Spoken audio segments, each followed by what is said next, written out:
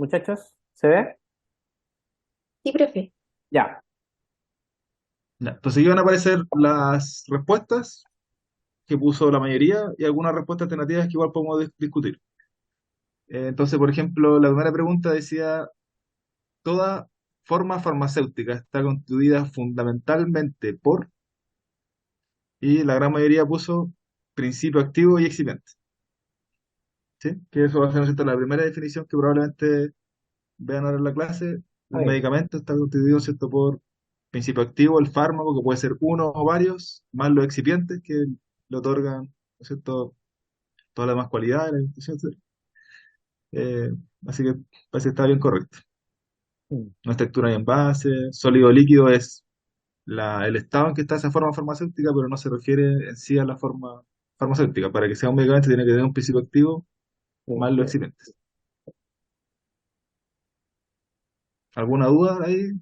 Pregunta.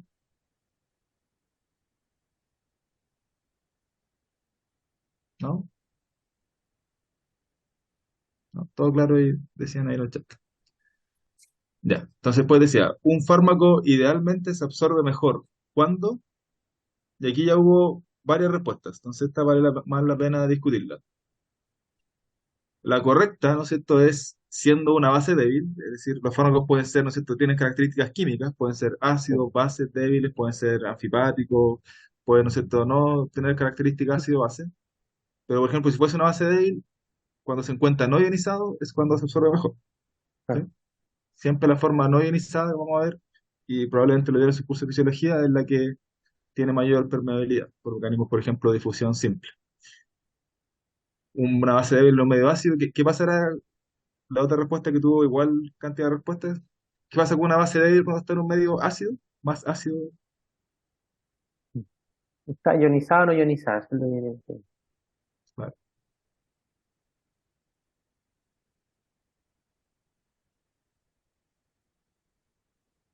¿No? ¿Recuerdan un poquito de sus clases de química en general?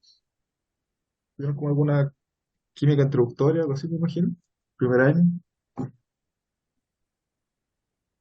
Se neutralizan, dice por ahí. Claro, no necesariamente se neutralizan. Neutralizarse sería cuando pongo igual cantidad, ¿no es cierto?, de base, del ácido y la base, y son fuertes y generan la sal. Pero va Claro. a tender, ¿no es cierto?, ¿no es cierto?, las bases en un medio más ácido perder, ¿no es cierto?, ganar el protón y estar en su forma ionizada. Claro. Y cuando está en su forma ionizada, no va a ser la que más se absorbe. Mm. Siempre lo disimilar con lo disimilar es peor, lo similar con lo similar se absorbe mejor. Entonces, por ejemplo, lo mismo al revés. Si es un ácido débil y se encuentra ionizado, como dice, directamente, como está ionizado, no se absorbe mejor. O al revés, un ácido débil no medio básico, también va a estar en su forma ionizada, en su forma de carboxilato, en su forma de base Mm. conjugada, ¿no es cierto?, lo cual es la que tiene carga. ¿Ya? Entonces eso lo van a ver ahí mejor ahora, me imagino, en estas clases que vienen. Es un concepto que sí o sí, creo, ¿no es cierto?, que cuesta reforzarlo hasta el final de las clases, ¿no es cierto? Claro. Sí, pero vamos a intentar en el seminario, ¿cierto?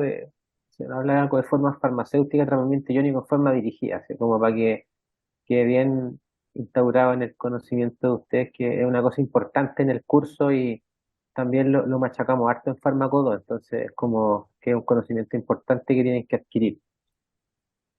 Claro. Entenderlo, dentro de todo, entender que la farmacología solo se entiende verdaderamente cuando uno sabe un poquito de química para entender, si no puede ser una enciclopedia Mm. de efectos y efectos adversos que en realidad Claro. no tiene mucho sentido. Ya, siguiente pregunta decía, ¿los fármacos son sustancias químicas, como decía ahí? ¿Qué? Entonces, ¿cuál de esta era verdadera? ¿Modifican la actividad celular? Eso, la mayoría de las respuestas, esa era la correcta. Veamos las que ustedes pusieron después. Por ejemplo, ¿por qué no es para producir su efecto es indispensable que se unan de manera específica a un receptor? ¿Todos los fármacos se unen a un receptor? Mm. ¿Necesariamente? Vemos, muchachos, ahí, yo sé que es un poco tarde y hora de 11, no sé, pues baja la glicemia y cosas, pero tratemos ahí de, si alguien quiere participar. Después podemos ofrecer bonos para los talleres de repente, el que más conteste. ¿Te le ocurre a alguien algún ejemplo de un fármaco que Mm. no se une a un receptor? Si hablamos, no sé, A por ver, ejemplo, de...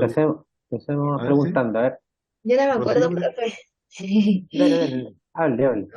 Por eso no respondí. Ah, ya, a Ah, ver, no sé. preguntemos dirigidamente. A ver, Luisa, ¿está por ahí? Luisa Gamboa. Estoy viendo ahí al azar nomás.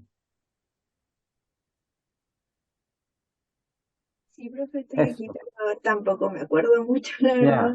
Sigamos. Dante Leiva, Antes ¿está por ahí? Dante,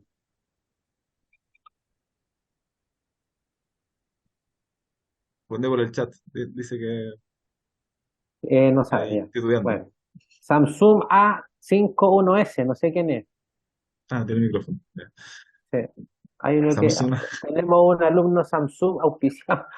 Aquí no somos médicos, somos sin marca, pero bueno, si está auspiciado, ¿quién es Samsung A51S?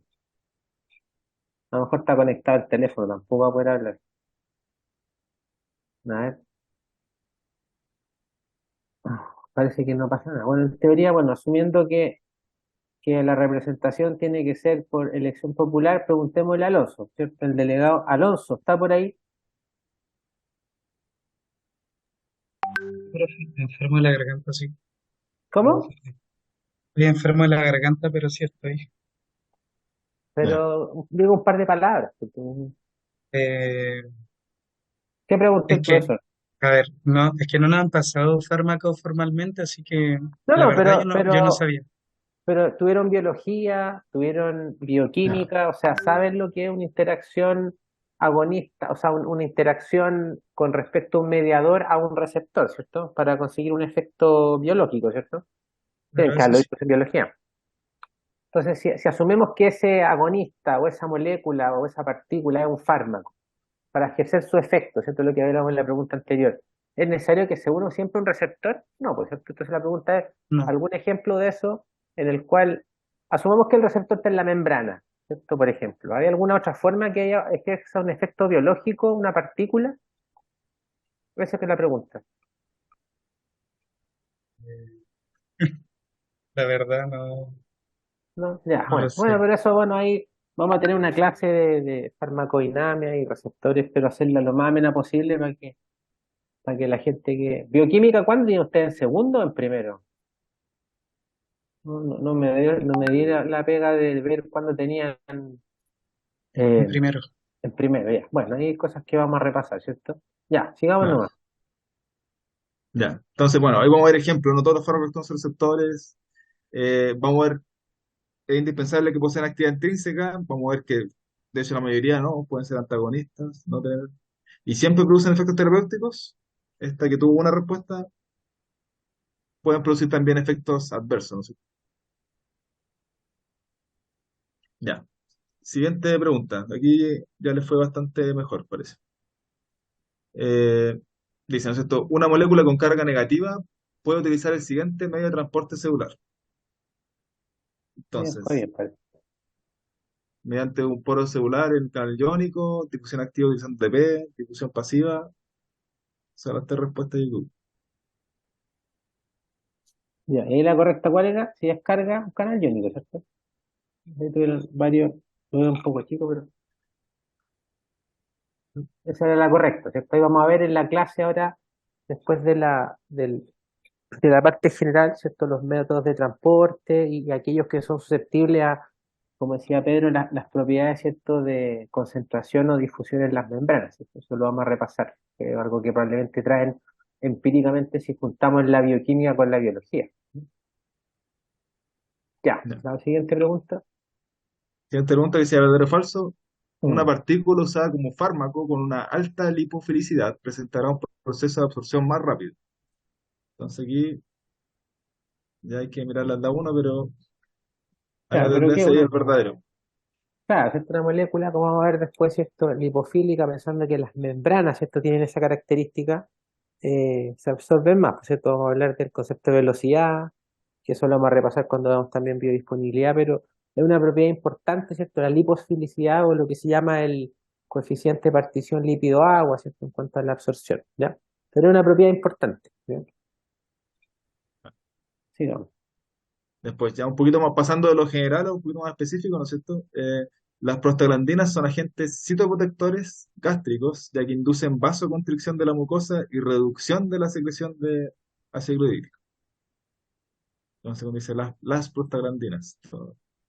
Claro. ¿Están todas? Eso tienes que haberlo visto en fisiología gástrica o...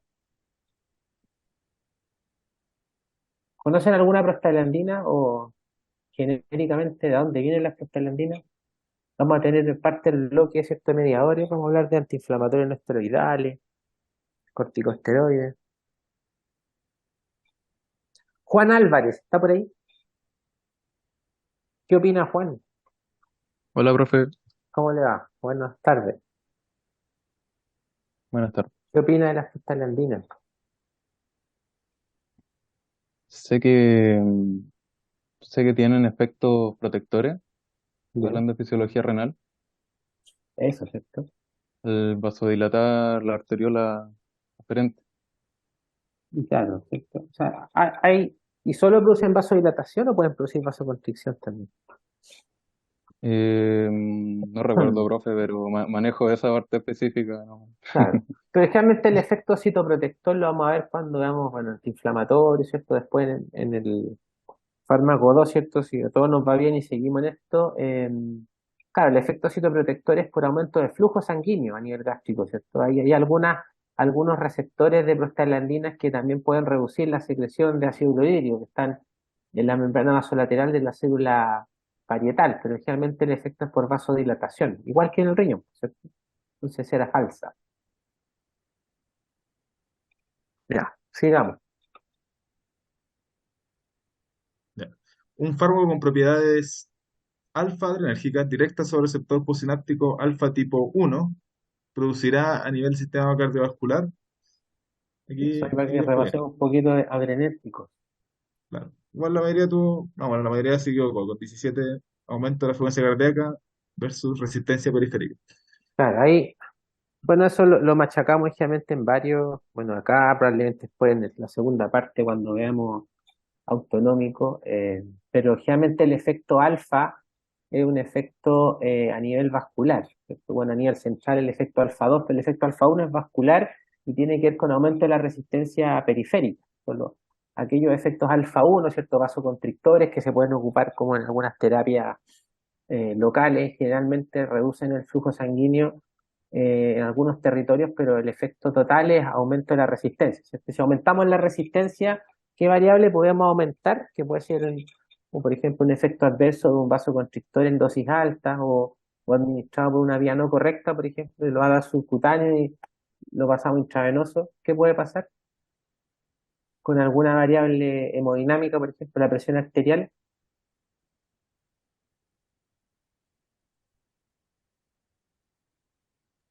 Nicolás Klinger, ¿está por ahí? Sí, profe, buenas tardes. Buenas tardes. Opine. La presión en ese caso debería aumentar si está generando, por ejemplo, una vasoconstricción. Muy bien, ¿cierto? Puede aumentar, ¿cierto? Aumenta, puede ser que las variables de la presión son dos, pues el gasto cardíaco y la resistencia vascular, ¿cierto? Si aumenta la resistencia, aumenta la presión. Muy bien. Ya, sigamos. Ya. Ya. Un fármaco con propiedades colinérgicas ahora, o Vamos con el otro. parasimpático y emético, producirá a nivel gastrointestinal. Entonces aquí ya hubo harta variedad de respuestas. Claro, ¿qué pasa en el gastrointestinal? ¿Qué pasa? ¿Aumentan o disminuyen? Más Claro, no tenemos muchas no, opciones, no, ¿cierto? la absorción de la secreción intestinal. Claro, Claro, acuérdense que el efecto de la acetilcolina tiene que ver con aumento de la producción de secreciones, ¿cierto? Entonces, en general, claro, toda la reducción de secreción intestinal, la motilidad intestinal, ¿cierto? Aumenta, pero el tono del esfínter gastroesofágico generalmente tiende a disminuir, ¿cierto? Eso es un efecto que es importante pensando un poco en cuando tenemos una alteración del tono parasimpático, ¿cierto? Eso lo vamos a repasar cuando veamos el bloque de autonómico, los efectos sobre la musculatura lisa, ¿cierto? Gastrointestinal, los esfínteres, las secreciones, ¿ya? Pensando en los tipos de respuesta, probablemente en fisiología lo vieron, ¿cierto? Respuesta a la huida, respuesta adrenérgica, respuesta colinérgica, en reposo o regulación de las variables homeostáticas, y una de ellas importante es la regulación del tono esfinteriano, ¿cierto? Ya, sigamos. Quedan dos. Sí. Entonces, el receptor que media el efecto vagal sobre el corazón por el sistema parasimpático. ¿Cuál es el receptor que está presente en el corazón? Muscarínico tipo 2, beta-adrenérgico tipo 1, enérgico alfa 2, nicotínico tipo 2. No sé, aquí la mayoría lo tuvo bueno. Sí, esto es bastante bien, ¿cierto? Muscarínico. No son los M2, ¿cierto? Y que median el efecto. ¿Cuál es el efecto que producen los M2 en el corazón principal? Un efecto vagal. Si digo alguien tiene un efecto vagal, que es como si le tomo los signos vitales, ¿cómo van a estar? ¿Cómo va a estar el pulso? ¿Cómo va a estar la presión? Probablemente.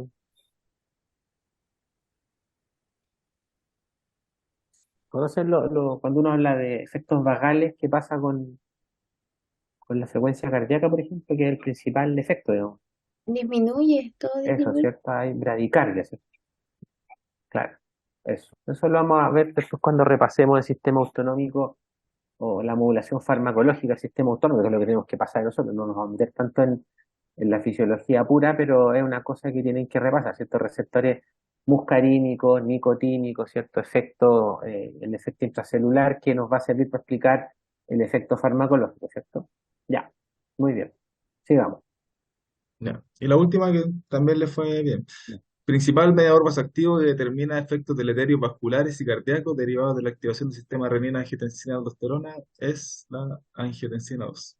Muy bien, ¿cierto? Que ese es como el mediador por excelencia que se estudia, ¿cierto? Y la angiotensina 1,7, ¿la conocen? Yo no la conozco. ¿No? ¿Alguien la conoce? Pues tuvieron clases de fisiología de sistema, o sea, pasaron el sistema renina-angiotensina-aldosterona en sus clases de fisiología, me imagino, ¿cierto? O, o en fisiopatología, no sé si van a la mano con nosotros, si partieron cardiovascular o algo, no sé. No hablé mucho con Mauricio esta vez, pero generalmente, claro, es un mediador que se ve como antagonista, que a veces tiene rol vasodilatador, algunos dicen que puede ser cardioprotector, pero ahí vamos a cuando veamos la modulación del sistema renina que decían los tirones en cardiovascular, ¿cierto? Como blanco hipertensión o insuficiencia cardíaca, vamos a discutir un poquito de eso, ¿ya? Que eso es como al final Ya. del bloque. Eso muchachos, así que esto en teoría era parte de una exigencia que nos da la escuela, hacer una prueba diagnóstica, así que después vamos a ir a procesar los datos y todo, y la vamos a enviar para que tengan su feedback ahí. Pero básicamente este tipo de preguntas, este tipo de diseño de mezcla entre efectos un poco preclínicos, por llamarlo así, de conocimiento general y aplicación de mecanismos es la forma que vamos a hacer un poco la evaluación de los talleres. ¿No? Los talleres van a ir siempre, bueno, la mayoría de las veces puede que a veces no las cosas son siempre, pero siempre intentamos de hacer un control de salida al final con los conceptos que se hablan un poco en la clase previa, como lo que vamos a hablar ahora, ¿cierto? Y obviamente la mayoría, ¿cierto? No sé, son 7 verdadero y falso o otro tipo de preguntas cortas, la mayoría son de lo que se discute en el taller o que lo que nosotros creemos que es la esencia del taller. Ya puede haber alguna pregunta, probablemente yo cuando hago las clases dejo un par de tareas, entonces obviamente atento a eso, ¿ya? Eso, no sé si hay Sí, alguna duda. ¿Sí? Pedro, puede quedar decíamos. de tarea, puede quedar de tarea, ¿no es cierto?, que busquen qué fármacos no utilizan un receptor, ¿no es cierto? Ah, eso, sí.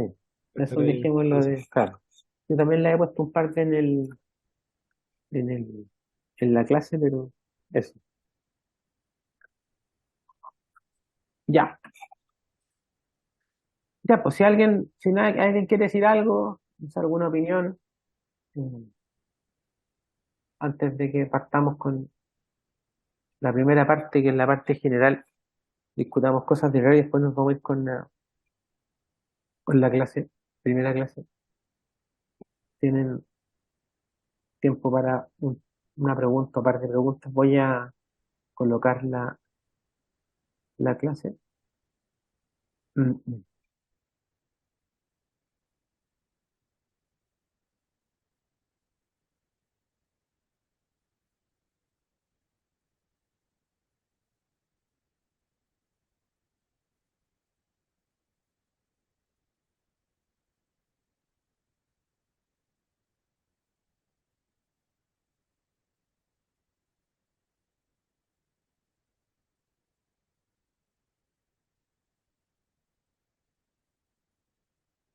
Vamos a ver, compartir pantalla.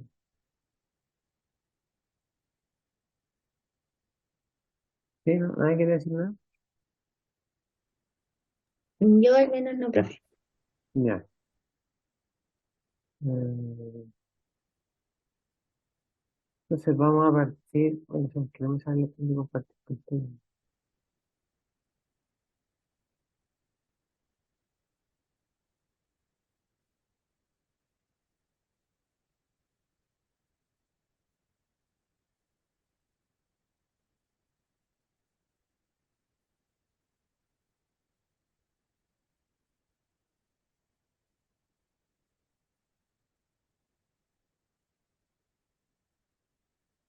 Ahí sí. Va.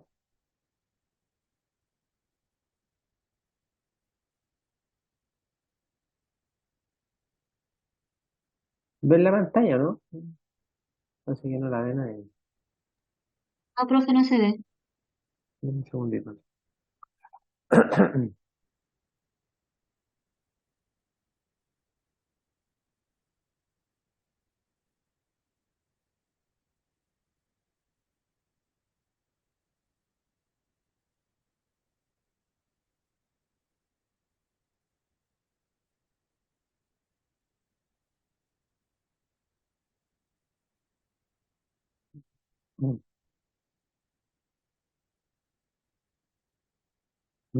Aquí no me sale la opción de compartir pantalla. Para resta.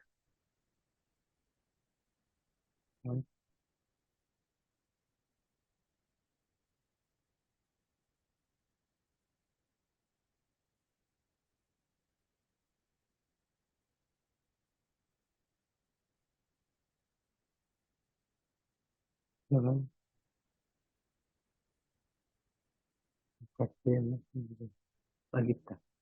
Aquí no, no sé por qué se me había escondido el link. Perdón. Ya, ahora sí. Ya. ¿Se ve la pantalla? Sí, profesor.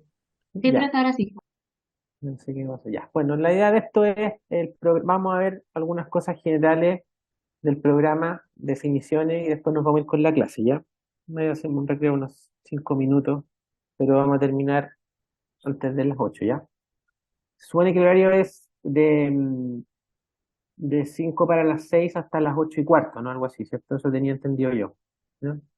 Bueno, lo primero, bueno, ahí me presento, bueno, ahí está mi correo, ya que es la vía de comunicación oficial. Todavía no se ha habilitado el intranet, yo me metí con mi clave, por lo menos la que tenía el semestre pasado, que en teoría es la vía oficial de comunicación porque les puedo mandar correos a todos, que en teoría es la forma que comparto el link. Y en general los avisos van ahí también vía correo. Ya subimos el programa, que ya está, yo lo envié el programa la semana pasada, la última versión. No he tenido una respuesta oficial de la doctora Monzones, pero en teoría lo único que estábamos discutiendo era el horario, ¿ya? Porque al principio se había dicho que el horario de la clase teórica era a las 5, ¿ya? En el bloque anterior, pero el programa que creo que lo mandó como cronograma en todas los años parte a las 5 para 6, así que eso es lo primero que tenemos que discutir, si ustedes le mantienen ese horario o prefieren, digamos, hacerlo un poco más temprano. Nosotros generalmente yo no tendría inconveniente de partir a las 6, digamos, la clase, porque obviamente la mayoría de las clases las vamos a hacer o yo o Pedro, no tenemos más opciones, pero la idea es que nosotros no termina tan tarde, pero asumo que tienen cosas antes, ¿no? Tienen probablemente bloques previos, según el horario que yo tengo. Profe, los días lunes solo tenemos su clase como de cátedra. En las Sí, mañanas tenemos las rotaciones, pero aparte de eso no hay nada más. en la tarde. ¿Pero a qué hora se Claro, en la desocupan tarde en la no tarde? tenemos nada más. Es que no Ya. tenemos otra clase. Ah, ya. No sé, o sea, si quieren, véanlo ustedes, medítenlo y nos contestan, pues ya partimos a las 6 acá, pues nos contestan, digamos, el miércoles cuando hagamos los talleres, ¿ya? Ahí como véanlo como curso si alguien se programó, pero claro, nosotros podríamos partir un poco antes. Hay días que a mí, probablemente pensando, me complica partir un poco antes, pero eso lo podemos ver dependiendo del calendario, ¿ya? Así que, en teoría, no sé si a Pedro le complica partir antes, a las 5 o lo dejamos a las 6 nomás y ¿Y de qué hora no podría sé. usted, profe? ¿Desde qué hora? O sea, nosotros habíamos planteado para partir en el bloque anterior, que creo que era a las 5 me parece, ¿no? No sé a qué hora es el... Cuando mandaron el horario, el bloque anterior parte creo que un poco antes, me parece, ¿no? Según el horario que me mandaron, eh, del tercero, el bloque anterior parte a las 17:05. Entonces, claro, todo se correría en teoría una hora más hacia arriba. Salvo, digamos, algún día que probablemente, no sé, pues quizás a lo mejor yo puedo más tarde, no sé, porque no sé si alguien escribió en el chat algo.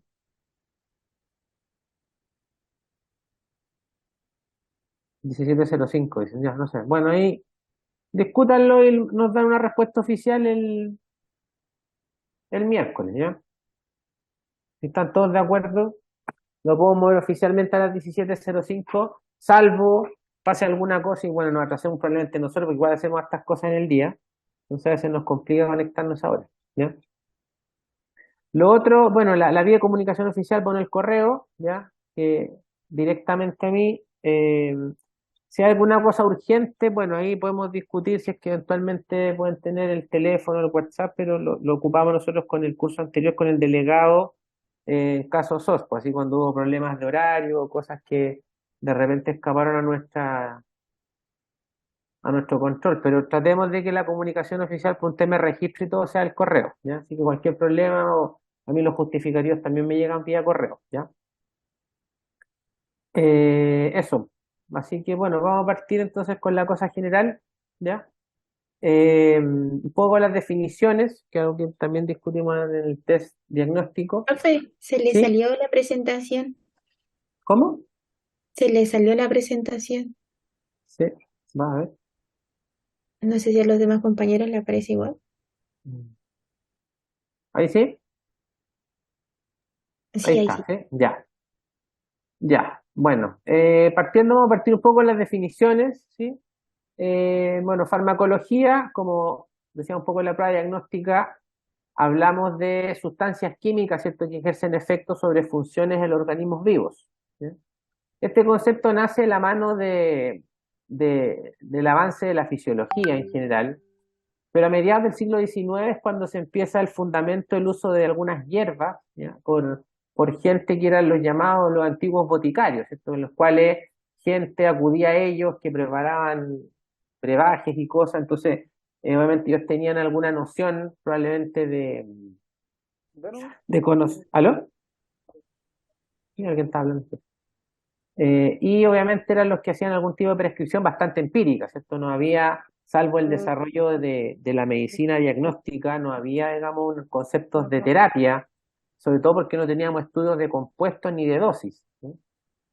Lo que sí hay antecedentes del uso de plantas y sustancias con usos terapéuticos, ya desde eras bastante antiguas, o sea, el paleolítico, estamos hablando de la época, ¿cierto?, prehistórica, donde hay eh, ciertos registros gráficos de sesiones, ¿cierto?, en los cuales se hacían especies de sesiones de curación o sanación, donde se utilizaban ciertas sustancias o brebajes que eran ingeridos por las personas con fines inicialmente, bueno, alucinógenos, chamánicos, pero también terapéuticos, ¿ya? O sea, en ese concepto, si uno se remite a la indicación, probablemente la farmacología es bastante antigua. Lo que pasa es que como ciencia o como estudio, como lo conocemos ahora, partió después porque no existía el conocimiento, ¿ya? Aquí hay una pequeña reseña, ¿cierto?, de la historia de la farmacología que está tomada de uno de los textos de referencia, que es el Katsun, donde, si ustedes se fijan, del periodo paleolítico ya teníamos el uso, como les decía inicialmente, de estas plantas con fines curativos en ritos mágicos, lo que se llama la medicina primitiva. Estamos hablando de antes del 3000 antes de Cristo. Después hay algunos registros, ¿cierto? Como estas tablas de Nippur que los babilonios ocupaban, que son los primeros registros de recetas, ¿ya? Y paralelamente en China, también en esos años como el 2000 y 3000 antes de Cristo, hay algunos volúmenes escritos de compendios de remedios, de plantas que, asociados al uso de acupuntura, que en el caso de los orientales tenía harta orientación terapéutica, ¿ya? Eso estamos hablando del 2000 y 3000, ¿ya? Después con la civilización y un poquito más avanzada, ¿cierto?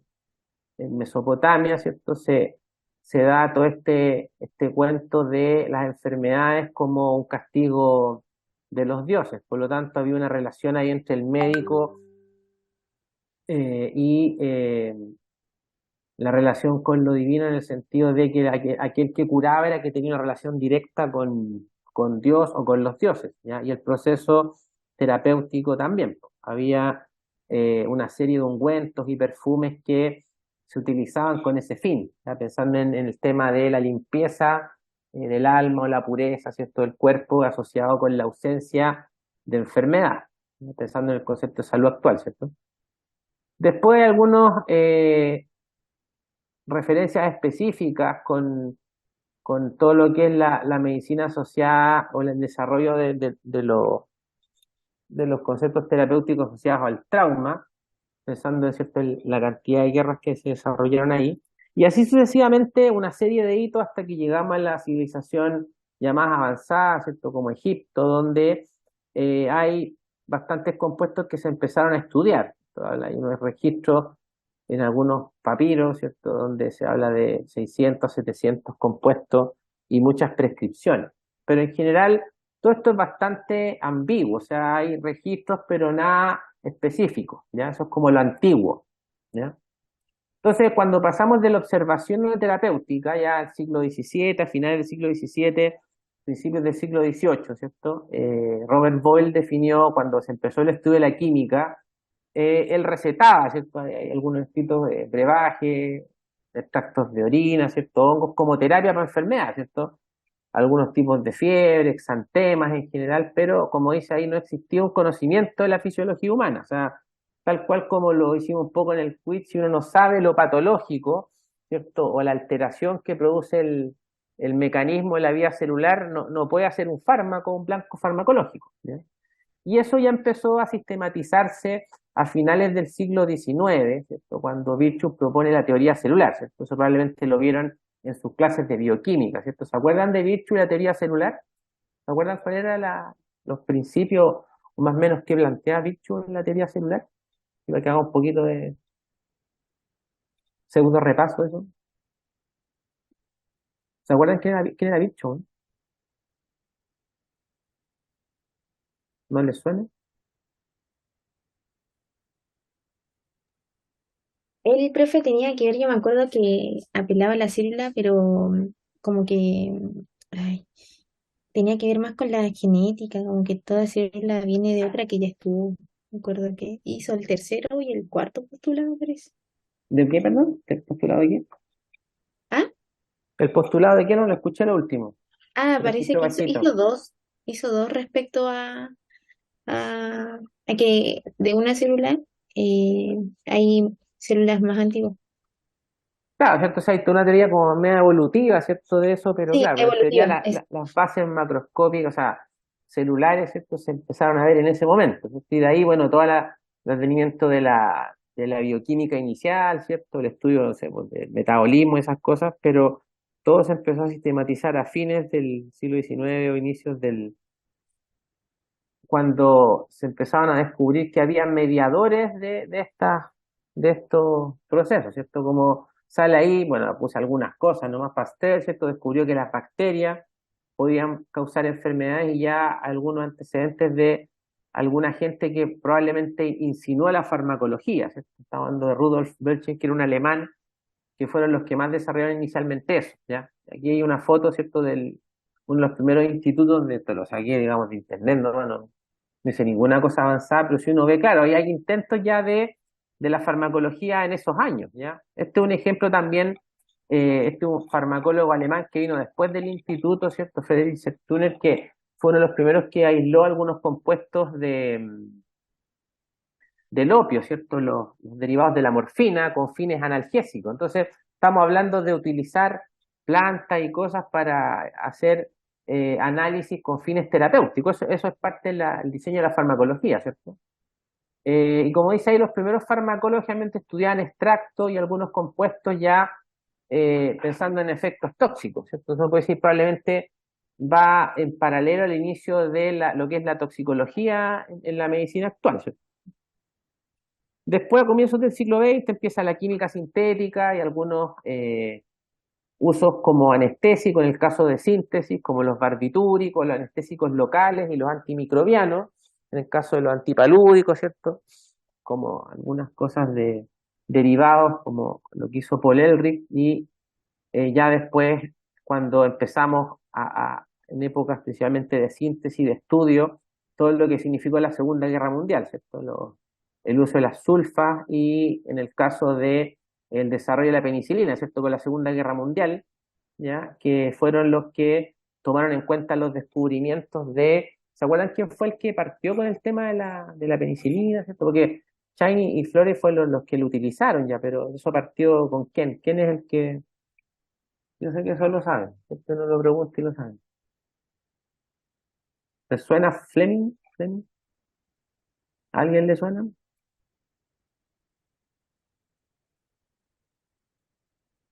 ¿No?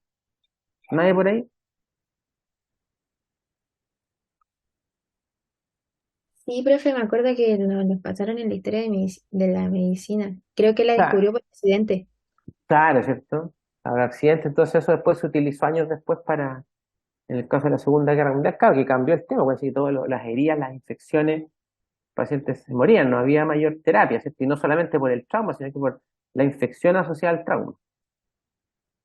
Y ahí, bueno, hay un resumen, ¿cierto? Tampoco le es que hagamos una clase de historia solo para ver en qué piso estamos, ¿cierto? De lo que hablamos, ¿cierto? Primero el tema terapéutico, con esta cosa un poco ambigua de las pócimas y junto con el advenimiento de la química y el descubrimiento de los compuestos, cómo estos productos naturales pueden ser sistematizados y estudiados con fines terapéuticos. Entonces, esto va de la mano del desarrollo de las ciencias biomédicas, la fisiología, todo el camino que ustedes han hecho para llegar a la farmacología. Si uno lo ve acá como una especie de relación piramidal, ¿cierto? Nosotros estamos como un poco al final de todo, somos como, porque claro, ya vieron fisiología, algo de bioquímica, como decía Pedro, algunas cosas eh, iniciales de farmacología, entonces, claro, ahora estamos a la par un poco con fisiopatología, pero estamos al final entre lo que es su práctica ya más clínica y cómo podemos apoyar el resto de la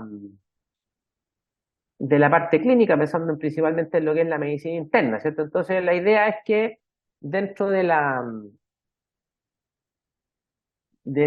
desarrollo del curso vayamos haciendo estos ejercicios de movernos de la parte clínica a la parte básica y eso les sirve a ustedes para ir repasando conceptos. Estamos hablando, digamos, de resumir una cantidad de años de conocimiento, pero la idea es esa, o sea, que no tengamos un conocimiento tan lineal. Nosotros no somos de la escuela de que ustedes aprendan a prescribir o a memorizar cosas en el curso de farmacología, sino que más que nada a pensar y a interiorizar los conceptos, ¿cierto? Y eso obviamente de la mano de cosas tan nuevas como los biofármacos, ¿cierto? Que son lo que a ustedes probablemente les va a tocar como terapias nuevas cuando ustedes ejerzan. Entonces, la idea es que sepan de dónde vienen y cuál es un poco el fundamento de su uso a este nivel, por cierto, no vamos a hablar nosotros de indicaciones terapéuticas ni de dosis, la idea es que entiendan eh, los conceptos, ¿ya? Y ahí están todas las ramas, ¿cierto? Tampoco vamos a entrar mucho en detalle, pero obviamente parte de las subramas de la farmacología van a depender de la relación. Pues si hablamos de farmacología con genética, farmacogenética, la farmacogenómica y la parte clínica, que es un poco lo que vamos a tocar en el segundo semestre, ¿cierto? Cómo juntamos estas cosas y lo llevamos a el diseño de un estudio clínico o el seguimiento de la eficacia de un tratamiento comparado con un tratamiento estándar o con un tratamiento nuevo, ¿ya? Eso.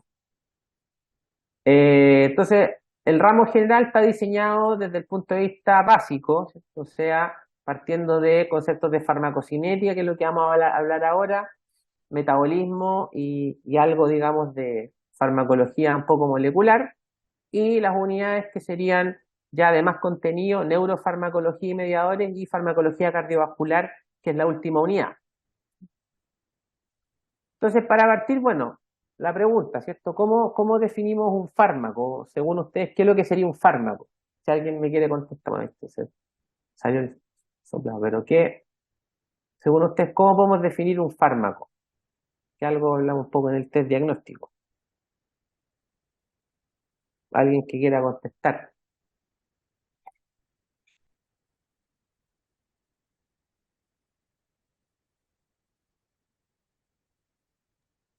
Se podría definir como una sustancia química que ejerce efectos en el interior del organismo fisiológicos y produce también cambios químicos. Claro, Mm. ¿cierto? Tenemos las dos cosas probablemente. O sea, Con un fin terapéutico. claro, o cosas que dependen del fármaco, o cosas que probablemente el medio induce, ¿cierto? El medio de administración, como vamos a hablar primero en la parte de farmacología general, ¿cierto? Pues ahí está, ¿cierto? Entonces, en general uno puede hablar de eh, que puede ser, digamos, una sustancia conocida, que obviamente no la puede hacer de síntesis o sacarla de un preparado natural. Eh, hay ahí algunas diferencias con la definición en el concepto de componente alimentario esencial, como se habla acá. Por ejemplo, el hierro y las vitaminas también pueden ser utilizados como fármacos. Estos pacientes que tienen, no sé si me correcto, tienen diferencias en defectos, déficits nutricionales, en los cuales a ciertas dosis uno puede decir, yo, bueno, lo estoy tratando para tratar una enfermedad que puede ser una anemia, un déficit de vitamina, por ejemplo, complejo B, que en ese caso lo estaría utilizando como un fármaco, ¿cierto? También existen nutrientes de grado farmacéutico que son los llamados nutracéuticos, ¿ya? Y generalmente, bueno, cuando hablamos de lo que habla un poco en la definición, en el caso de un medicamento puede contener uno más fármaco y la finalidad, ¿cierto? Como decía la compañera, es el efecto terapéutico, ¿ya? Que eso al final es lo que uno va a monitorizar, ya sea midiendo alguna cosa, pensando en algún efecto biológico esperado, ¿cierto? O algún efecto clínico. Por ejemplo, aquí tenemos un ejemplo. Tenemos este fármaco, el Tarec-D, ¿cierto? En la marca registrada, ¿cierto? Pero el uso, ¿cierto? Es como un antihipertensivo, ¿ya? Tiene dos compuestos, el valsartán, que es un antagonista del receptor de aldosterona, y la hidroclorotiazida, que es un diurético tiazídico, ¿cierto? Entonces, si uno dice, ya, obviamente tengo un compuesto, un fármaco, con dos principios, por llamarlos principios activos, que tienen efectos, en este caso clínicos, y yo los utilizo como, en este caso, antihipertensivos. Entonces uno se fija en el diseño, ¿cierto?, del compuesto, el envase, ¿cierto?, la información del compuesto farmacéutico ahí sale, ¿cierto?, la proporción en cuanto a la dosis, ¿sí? Y atrás, ¿cierto?, una cosa importante que tiene que ver con eh, los excipientes, ¿ya? Que, como dijimos en la prueba diagnóstica, son lo que define, ¿cierto?, un fármaco, ¿cierto? Un principio activo y un excipiente, ¿ya? Entonces, cuando hablamos de excipiente con respecto a compuestos distintos al principio activo que están presentes en un fármaco y la función, esto como muy bien dice la palabra, es como servir, puede ser soporte o vehículo, eh, perdón, o en el caso de propiedades del mismo compuesto que tienen que ver con estabilidad, ¿cierto? El perfil biofarmacéutico, que eso lo vamos a definir cuando veamos las distintas propiedades, la tolerancia del paciente, pensando en que probablemente puede tener algún efecto la tolerancia local, ¿cierto? Ya sea, no sé, pues, irritación gástrica, dependiendo del tipo, o eventualmente algún efecto sistémico que yo quiero disminuir. Y así facilitar la fabricación. ¿Sí? Eh, Vamos a intentar después hacer, en el caso del taller o cuando hablemos de las aulas invertidas, que lo vamos a explicar ahora, probablemente relaciones entre principio activo y excipiente con respecto a lo que es un genérico, ¿cierto? Un biosimilar, que es importante que aprendan esos conceptos ahora, en tercer año. ¿Ya? Y en este caso, los distintos excipientes pueden tener distintas funciones, ¿ya? En caso de mantener, por ejemplo, como dice ahí, la unión de los ingredientes, ¿cierto? O que haya una correcta desintegración o dispersión en el tracto gastrointestinal, pensando en que a mí, por ejemplo, lo que me interesa de un fármaco es que si yo lo estoy administrando por vía oral, se absorba donde corresponda, ¿cierto? Que eso probablemente puede ser ¿dónde? ¿Dónde creen ustedes que sería lo más importante que se absorba un fármaco, pensando en un efecto biológico, si es un fármaco por vía oral, ¿dónde se debiera absorber la mayor proporción en general? A nivel gástrico, a nivel del colon, a nivel de intestino delgado.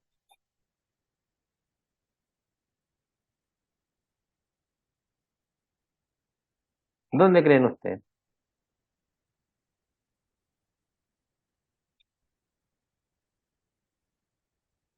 Muchachos, ¿alguien por ahí? ¿Dónde sería importante que se absorba en mayor proporción un fármaco?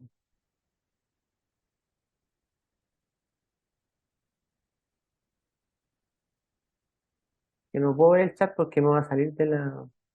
¿Alguien que quiera contestar en voz alta? Profe, mi compañero del chat dice que en el estómago, si no me equivoco. Ya. ¿Y por qué en el estómago? ¿Por qué creen ustedes que en el estómago es importante que se absorba?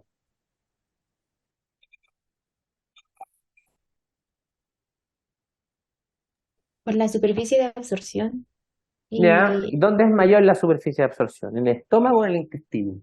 en el intestino delgado. Intestino, ¿cierto? Entonces, claro, por superficie de absorción probablemente sea ahí, ¿cierto? Y lo otro, claro, que en teoría todos los procesos de absorción tienen que ver un poco con el efecto metabólico que puedan tener algunos principios activos. Y eso es que realmente esas reacciones ocurren a nivel hepático, como tener una clase de eso, de las fases en las cuales la biotransformación genera, por ejemplo, metabolitos activos o inactivos, y eso realmente ocurre a nivel del hígado. Entonces eso realmente ocurre post-absorción, y la post-absorción es post-efecto intestinal, ahí es donde se produce la mayor proporción. Entonces, lo que yo, gente, puedo hacer con algún excipiente es retardar, ¿cierto?, la absorción y que ocurra principalmente a nivel intestinal. Por ejemplo, eso hago con los recubrimientos, ¿ya?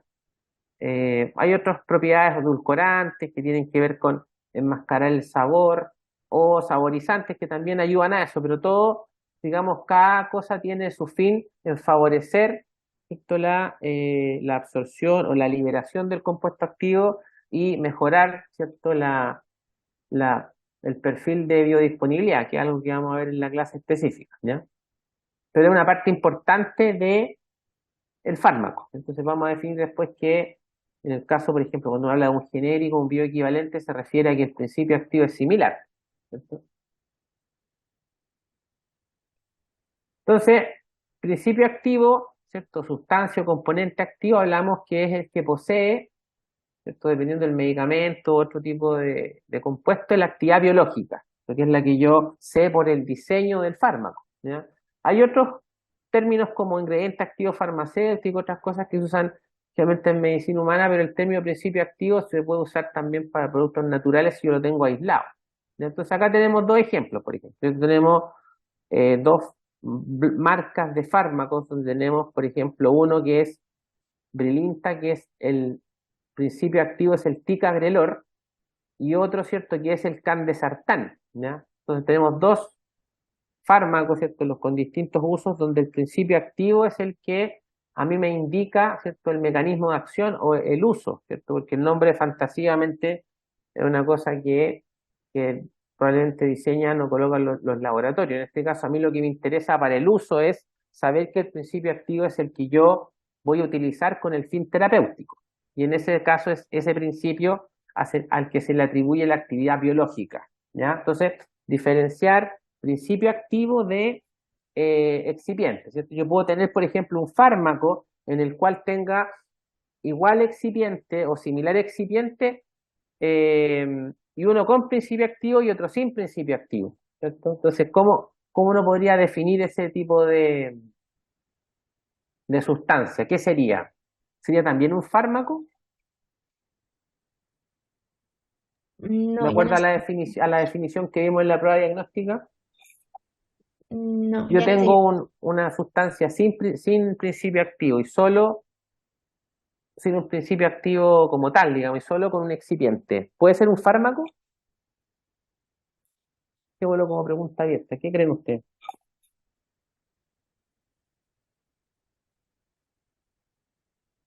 ¿Conocen el concepto del placebo? ¿O lo han visto en sus clases de medicina o alguien se los ha mencionado? ¿Cuándo hablamos de un placebo?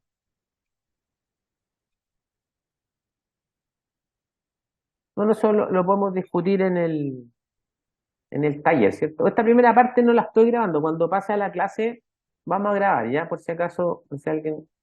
Igual esto después se los voy a subir íntegramente, ¿ya?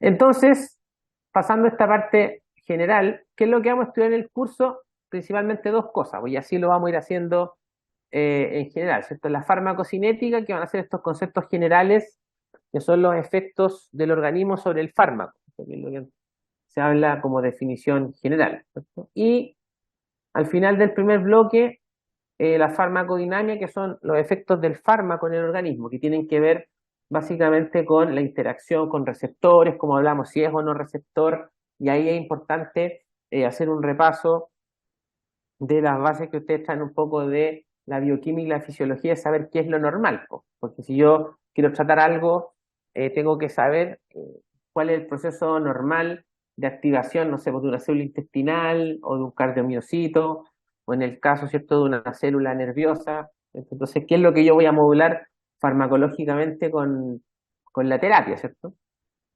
Entonces, estos dos conceptos son importantes, farmacocinética y farmacodinámica, ¿ya? Entonces ahí están, bueno, esto a grosso modo, ¿ya? Farmacocinética, vamos a partir por los procesos de absorción y transporte, después vías de administración, que es lo que vamos a discutir un poco en el primer taller, y después vamos a ir un poco desmenuzando estos procesos, ya sea biodisponibilidad, distribución de fármacos, volumen de distribución, metabolismo, ¿cierto? Y farmacodinamia, lo que tiene que ver con los efectos del mecanismo de acción, ¿ya? ¿Qué le hace al cuerpo? Por ejemplo, lo que hablábamos ahora, ¿cierto? Un fármaco, un agonista alfa 1, ¿qué es lo que hace? Sube la presión. Entonces, esa es la farmacodinámica, ¿cierto? Y la farmacocinética, bueno, cómo ese compuesto permite que se absorba, que alcance un nivel plasmático X, que me genere un efecto terapéutico. Esto, por ejemplo, para bajar la presión, ¿ya? La modalidad, bueno, ahí ya lo que discutimos un poco el horario, que ahí lo vamos a definir durante la semana, pero las clases teóricas los lunes, ¿cierto? En ese horario, y los talleres, les voy a mandar la división ya mañana, grupo A y grupo B, miércoles y jueves en ese horario. O sea, tenemos ahí una hora menos porque es actividad práctica, ¿ya? Con respecto a los talleres, generalmente se va a subir un material previo, que puede ser un paper corto. Tenemos una metodología asociada que es este sistema de tweets, donde les dejamos un link de Twitter, donde sale una pequeña discusión farmacológica. O sea, estamos hablando de realmente referentes o a veces, digamos, opiniones de expertos o asociado a la discusión de un artículo, ya sea nuevo o antiguo, donde hay un tren de opiniones que pueden servir para hacer una discusión farmacológica. Es una metodología que implementamos el año pasado y nos fue bastante bien, y fue bastante, perdón, el semestre pasado, y que fue bastante bien recibida, ¿ya? Y la otra parte que es la discusión de casos clínicos, que eso también se sube previamente, donde se hace una pequeña viñeta clínica y ustedes tienen que discutir un par de preguntas. Tratamos de hacerlo bien acotado porque en la hora de discusión no alcanzamos a desmenuzar tanto, pero la idea es que por lo menos la idea precisa de lo que se quiere discutir se plasme en el caso clínico, ¿no? Entonces tenemos distintas modalidades, ya que va a ir dependiendo de la unidad. Pues la unidad general Obviamente pasar tanto caso clínico no corresponde, por lo tanto vamos a tener que pasar algún tipo de curva, ya el análisis de algún tipo de tweet asociado a algún efecto biológico, por ejemplo. Entonces, probablemente la primera unidad es como la más área en ese aspecto, como la más cercana a la ciencia básica. Después ya en la farmacología de sistemas, cuando hablemos de nervioso, mediador y cardiovascular, podemos ocupar más la modalidad de caso clínico, ¿ya? Ahí está el horario, el cual bueno, como digo, no tuve el feedback de la aprobación final por la escuela, pero se lo puedo hacer llegar al delegado por correo por mientras, pensando en una forma de que ustedes ordenen, ¿ya? Aquí les puse, bueno, obviamente está pegado esto del Word, ¿cierto? No se ve, se puede ver por lo menos en la primera parte, pero la distribución de las evaluaciones son 4. Nos pidieron que por la cantidad de horas semanales hiciéramos 4 evaluaciones teóricas, ¿ya? Que van a ser por unidad. La unidad 1, la primera evaluación es el 25 de septiembre. La unidad 2, que es toda la parte de farmacocinética y farmacodinamia. La unidad 2, que es de sistema nervioso autonómico, el 16 de octubre. La unidad 3 de sistema nervioso central y mediadores el 13 de noviembre y la unidad 4 cardiovascular el 30 de noviembre, ¿ya? Que ahí completamos los contenidos antes de la semana que nos exige la escuela para tener las notas de presentación listas, ¿ya? Este promedio es un 70%, o sea, la suma de los 4 pruebas, 70%, y el examen es de carácter obligatorio, que es de la fecha inicial, es el 7 de diciembre, ¿ya? El examen de segunda oportunidad, ahí probablemente puede variar un poco la fecha y la modalidad dependiendo de la cantidad de personas que lo tengan que dar, ¿ya? En el programa, que también nosotros hicimos llegar a la escuela, pero por lo menos lo que está de los cursos anteriores, obviamente cualquier persona que tenga una nota insuficiente bajo 4, en una de las unidades pasa directo, en general, el examen de segunda si tiene un promedio insuficiente, o sea, bajo 3,49, entre 3, 5 y 4 tienen la opción de dar el examen de primera oportunidad. Ya todo eso va a estar en su correo durante esta semana, porque no tenemos el feedback todavía oficial de la escuela en el programa, ¿ya? Pero lo importante es las fechas, ¿ya? Porque eso obviamente les puede generar un tope con otras asignaturas. La idea es que discutamos estas fechas, pero esa es nuestra propuesta, promedio de 70% del examen obligatorio, ¿ya? Que eso es la parte teórica, ¿ya? De la parte práctica, como les decía, los talleres vamos a ir al grupo en 2 secciones, grupo A y grupo B, previa división por lista, ¿ya? El promedio 30%, perdón, incluye, ¿ya? Un quiz al final de la actividad que puede ser como hicimos ahora, de verdadero y falso, o múltiple elección por Google Forms, ya que eso suma el promedio de todos los talleres un 15%, y el otro 15% una modalidad que hemos denominado aulas invertidas, ¿ya? Que son 3 instancias de presentación de temas de farmacología por parte de ustedes, ¿ya? Que son preparación de un PPT corto, digamos 20, 25 diapositivas de un tema específico que se desarrolla durante 1 o 2 semanas con uno de los 2 tutores. Entonces le damos un tema, por ejemplo, ya no sé, farmacología, por ejemplo, de las arritmias. Entonces, ustedes tienen que desarrollar el tema con bibliografía que les subimos en forma previa y construyen un PPT y un resumen. Y eso en ciertos días específicos se presenta frente a todos los compañeros, bueno, por esta vía, ¿cierto? Entonces hacen la presentación y hacemos una evaluación, un feedback, ¿ya? Entonces, tenemos 3 instancias de presentación de ustedes de aula invertida. La primera de fármaco general, que es la parte farmacocinética y farmacodinámica, 30 y 31 de agosto. Sistema nervioso central y mediadores, que es el 2, porque el 1 tenemos feriado y por calendario no nos da, así que ese día, aunque nos alarguemos un poquito más, presentamos, digamos, el resto del curso. Solamente la idea es que la instancia es dividirla para que todos puedan presentar. Y cardiovascular el 29 de noviembre, que sería la última instancia antes de el certamen. Ustedes se fijan, el certamen es el 30, el día anterior hacemos la presentación, por lo tanto tienen la instancia también de de repasar durante la presentación. Pues hacemos la presentación, aclaramos dudas y ya quedamos un poco listos para el último certamen. Esa suma de estas tres es el 15%. Entonces tenemos 70 en los cuatro certámenes, promedio el 30%, 15 y 15 las notas de quiz y aula invertida el otro 15%. Ahí tenemos el 100 y la nota de presentación examen. ¿Ya? Entonces, el aula invertida son temas de farmacología que lo presentan ustedes tutoriados por nosotros y se evalúan ambas instancias, o sea, el PPT y el resumen, y eso a nosotros nos sirve el resumen para objetivar su poder de síntesis en la presentación, y también esa es la instancia que se va a tomar para nosotros también construir preguntas para evaluarlo. O sea, cuando hagamos las pruebas por unidad, que va a incluir la aula invertida, los resúmenes nos sirven a nosotros para saber qué cosas podemos estar dentro del marco, por llamarlo de alguna forma, legal para preguntarle, porque realmente son temas muy amplios y tampoco la idea es que las preguntas sean acotadas a ese conocimiento. Entonces, si en el aula se discutió tal cosa, eso es lo que en teoría preguntamos en las pruebas de conocimiento general. ¿Ya? Eso. ¿Dudas del programa, de las evaluaciones, antes que nos demos un par de minutos y entremos a materia de lleno?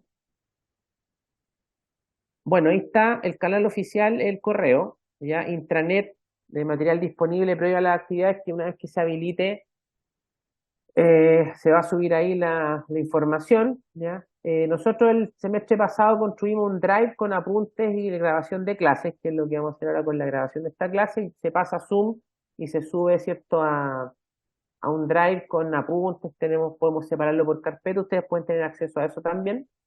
Y obviamente ya, bueno, ya el delegado ya sabemos quién es, así que eso ya lo tengo claro, y el canal oficial de comunicación va a ser con él, pensando que, asumiendo que, no sé, pues de aquí al miércoles no tengamos habilitado el intranet, se va a enviar por ahí el link de conexión, que va a ser siempre esta misma vía, o sea, por Zoom.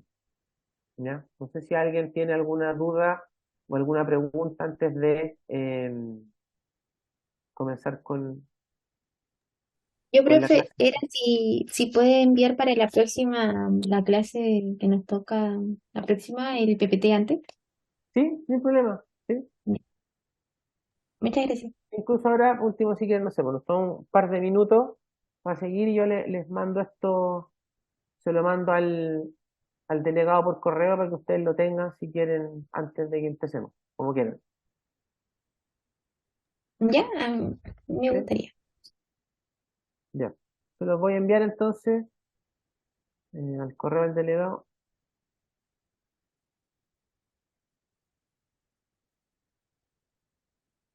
Denme un segundito.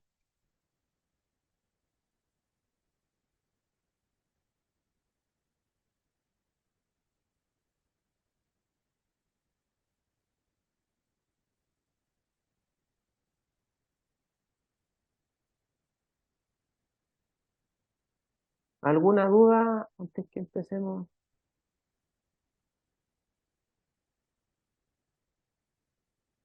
de lo que hemos visto hasta el momento?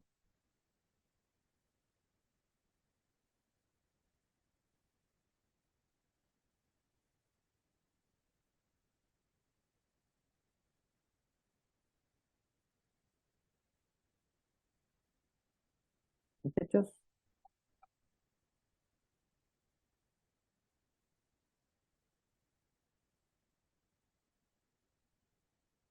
¿alguien puso ahí las clases serán grabadas? Sí, ahora vamos a grabar. ¿No? Bien. Entonces, una vez que Alonso nos chequee que está ok, que tiene el PPT, empezamos. Así que ahora se lo envié.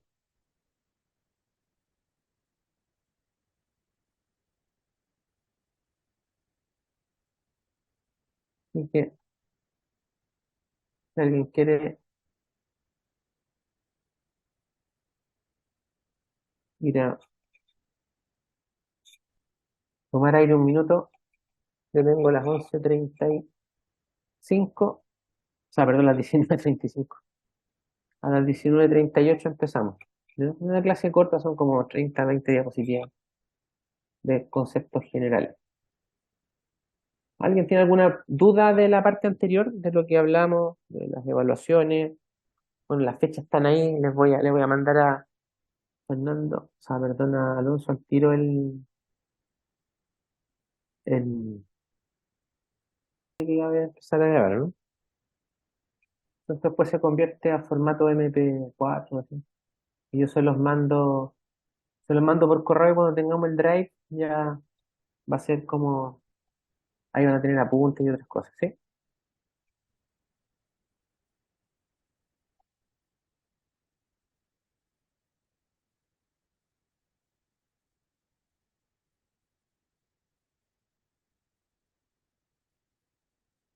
Ya.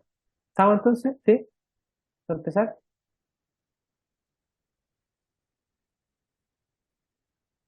Ya. Entonces, ¿está grabando? Sí. Ya, entonces, de los procesos de absorción, bueno, lo primero es, como sale acá, definir algunos conceptos básicos, ¿ya? Que tienen que ver con cómo este fármaco que yo voy a administrar, de acuerdo a las formas farmacéuticas que vamos a definir en el taller, va a llegar a la circulación. Entonces, eso va a depender de procesos físico-químicos que son específicos del fármaco o del sitio de administración, ya que eso es lo que vamos a ver en esta pequeña clase, ¿ya? Primero, recordar, ¿cierto? Que en general la mayoría de las moléculas que se mueven en el organismo lo hacen por medio de un volumen que fluye, ¿ya? Que puede ser flujo circulatorio, flujo linfático en general, eh, que generalmente uno se refiere a moléculas acuosas o hidrofílicas, ¿ya? Que son aquellas que realmente se disuelven en agua. Cuando hablamos de principios de difusión, ya sea molécula a molécula, realmente hablamos de atravesar membranas, ya lo que podríamos decir distancias cortas. O sea, ¿usted sabe más o menos cuánto debe medir una membrana celular? No sé, no creo que una medición exacta, pero estamos hablando no sé por qué déjeme ver un segundo, no sé por qué se me sale la presentación. Ahí sí. ¿Ahí la ven? No, estoy compartiendo, parece. No, creo que no se ve. Ahí sí. Ahí sí. Ahí sí. Ya. Entonces, estamos hablando de procesos principalmente asociados a la difusión, ¿ya? Que van a variar entre distintos fármacos, que es un poco lo que preguntamos en la prueba diagnóstica. En general, cuando hablamos de liposolubilidad, hablamos de la capacidad de atravesar barreras, ¿ya? De sustancias que son hidrófobas, ¿ya? Y en ese caso, hablamos de que las membranas biológicas tienen cierta composición que es la que les permite determinar el paso de estas sustancias, ¿ya? En ese caso, es importante que ustedes recuerden que la mayoría de las membranas biológicas tienen esta conformación, ¿no? Que es una bicapa lipídica, ¿cierto? Donde hay bicapas de fosfolípidos, ¿ya? Con polaridad hacia afuera, digamos, o en la membrana externa o interna, y la cola hidrofóbica, que es la que determina el grosor, ¿cierto? De em, la membrana. Eso es en todas las membranas biológicas, ¿ya? Entonces, si hablamos de que a mí me interesa que este fármaco llegue a la circulación o se absorba, ¿ya? Estamos principalmente frente a eh, qué características van a determinar que ese paso sea lo más eficiente posible, ¿ya? ¿Se entiende esa definición?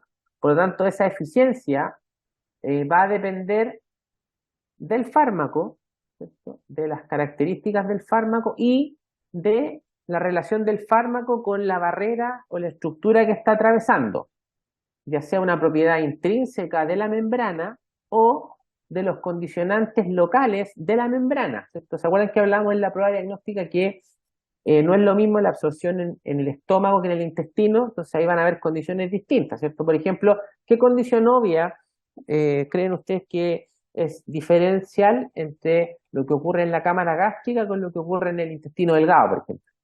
Una diferencia físico-química. pH. El pH, ¿cierto? Por lo tanto, los ácidos o bases débiles se van a absorber distintamente dependiendo si ocurre este proceso en el estómago o en el intestino. ¿Ya? La absorción puede ocurrir en cualquier lugar del tubo digestivo. ¿Ya? A mí me interesa que para el diseño terapéutico probablemente sea más eficiente en una superficie que en otra. ¿Ya? ¿Se entiende ese concepto, no? De absorción que depende de las condiciones locales. Nos vamos a ir viendo una a una. Pero es importante que nos situemos eh, celularmente donde vamos a estudiar los procesos. ¿Ya? Entonces, ¿cómo definimos absorción? Es el paso de un fármaco desde un sitio de administración hasta el plasma, ¿cierto? Por ejemplo, si hablamos de una administración oral, va a ser el tubo digestivo, ¿cierto? Si hablamos de una administración, por ejemplo, a nivel óseo o intratecal, va a ser, ¿cierto?, a ese nivel. Entonces, si hablamos de una administración en el líquido cefalorraquídeo, es lo mismo, ¿ya? Entonces va a depender, como dice ahí, de factores del fármaco, que son propiedades intrínsecas químicas o físico-químicas, y de condiciones fisiológicas o patológicas del sitio de administración, ¿ya? Que eso va a depender cuando estemos tratando una patología, por ejemplo, puede cambiar. Entonces tenemos a la izquierda, ¿cierto? Sitios de administración en los cuales se puede absorber el fármaco, pensando en una administración oral, ¿cierto? A la derecha, la curva de concentración versus tiempo, donde dependiendo un poco cómo sale ahí este comprimido, esta cápsula, perdón, no es comprimido, es cápsula, la forma farmacéutica va a determinar, en el caso de la vía oral, la morfología de la curva concentración versus tiempo, que es lo que vamos a ver un poco en el taller, ¿cierto? Como si es distinto si tengo un jarabe, si tengo una cápsula blanda, si tengo un comprimido, pero la morfología de la curva tiene esa relación concentración versus tiempo, ¿ya? Entonces va a depender un poco de cómo sale abajo de la curva, de la forma farmacéutica, ¿cierto? Cómo yo, ¿cierto?, administro el principio activo, ¿cierto? ¿En qué vehículo, ¿cierto? ¿Qué tipo de forma es? Si es sólida, si es líquida. Ahí lo vamos a un poco a precisar en el taller. Después a la derecha tenemos arriba, ¿por qué cree usted que está eso arriba puesto? ¿Qué importancia puede tener en la absorción de un fármaco? Tenemos una figura, ¿cierto? Un neonato, un bebé, después un adulto así con su buena corbata, un anciano o un enfermo. ¿Por qué puede ser importante eso en la absorción? Estamos hablando de cosas bien empíricas, pero pueden ser un poquito de sentido común, digamos. Por las dosis, podría ser. Ya, sí, sí, pensando en pediatría, medicina interna, pero en cuanto a lo que estamos hablando, la relación entre el fármaco y el sitio de administración o cómo pasa la circulación. ¿Por qué puede ser distinto un neonato, un adulto, un anciano? Bueno, vamos a eso a verlo en una aula invertida, pero hay propiedades de la mucosa que también van cambiando. Puede ser que en el adulto mayor ya se puede que se atrofien, por ejemplo, las vellosidades, y si estamos definiendo que es un sitio importante, un blanco de absorción del intestino, obviamente se puede alterar la absorción de un fármaco si, por ejemplo, tengo más planas las vellosidades, o por ejemplo, si el tránsito cambia, ¿cierto? Con la edad, por ejemplo. Entonces, hay características farmacocinéticas que son importantes que van cambiando con la edad. No es lo mismo una administración en un adulto que en un anciano o en un enfermo, por ejemplo. Un enfermo que está hospitalizado, ustedes ¿están viendo pacientes ya en su práctica o partieron probablemente viendo algún tipo de paciente en el hospital? ¿Han tenido práctica clínica? ¿Aún algo, muchachos? Sí, profe, sí hemos tenido. Ah, entonces si ven un enfermo acostado ahí con un suero y le van a mirar el suero y dicen, chuta, ¿por dónde se lo estoy administrando? Por vía intravenosa.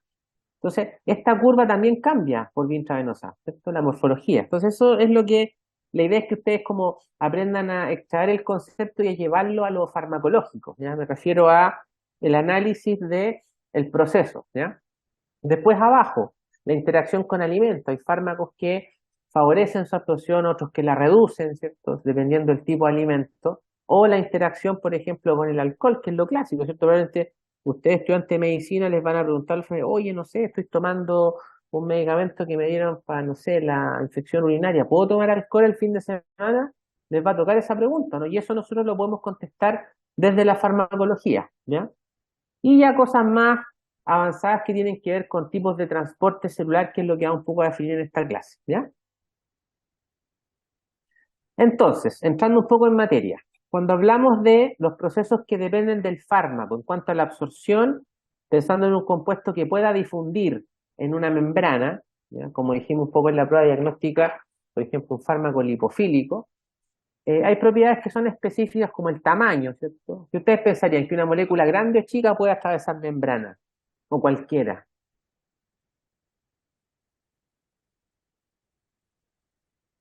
o da lo mismo. Importa obviamente el tamaño. Claro, ¿cierto? Acuérdense que las células, ¿cierto? En los epitelios, probablemente lo ven en fisiología, algunas tienen algunos poros en los cuales los fármacos pueden aprovechar de atravesar eso o utilizar el sitio de unión de otro para, por ejemplo, difundir más rápido, un transporte facilitado, ¿no?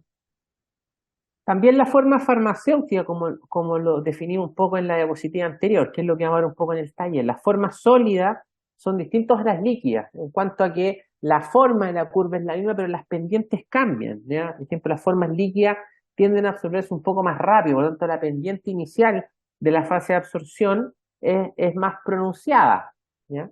Puede ser que las pendientes, cuando hablamos de una curva de concentración versus tiempo, son dependientes de la velocidad. Entonces, cuando hablemos de velocidad, por ejemplo, de absorción, también es una característica farmacológica, ¿ya?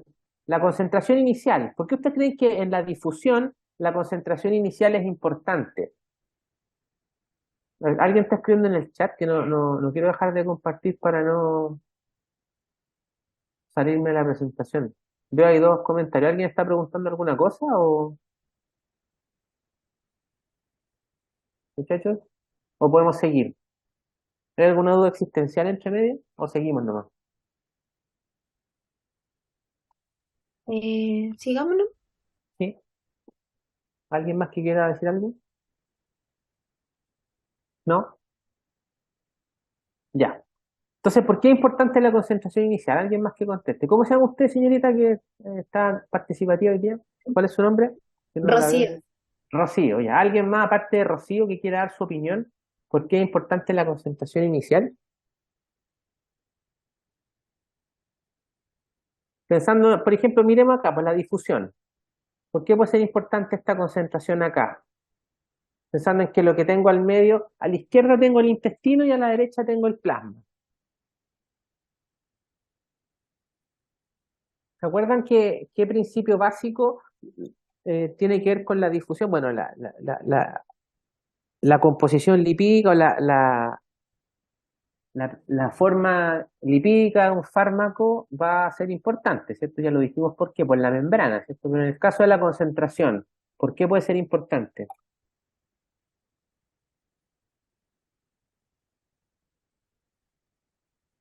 Muchachos, la difusión, ¿por qué la concentración es importante? ¿Se acuerdan de eso, no?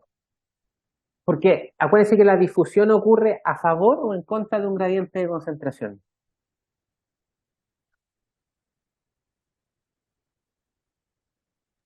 A favor.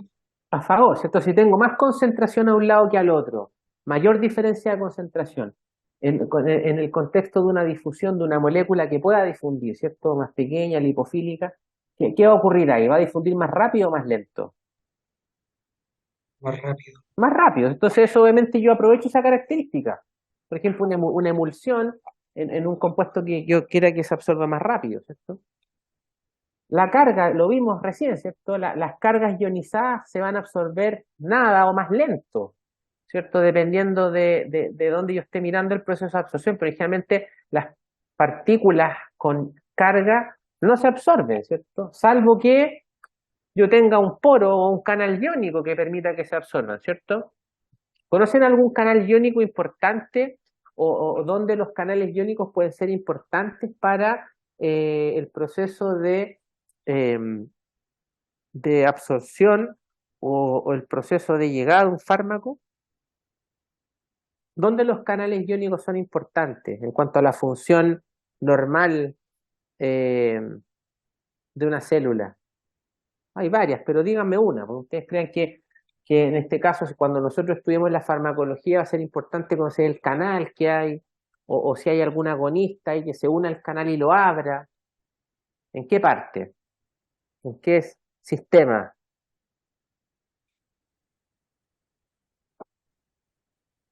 Por ejemplo, el sistema nervioso central, ¿cierto? Hay canales iónicos, ¿cierto? En el corazón también, ¿no?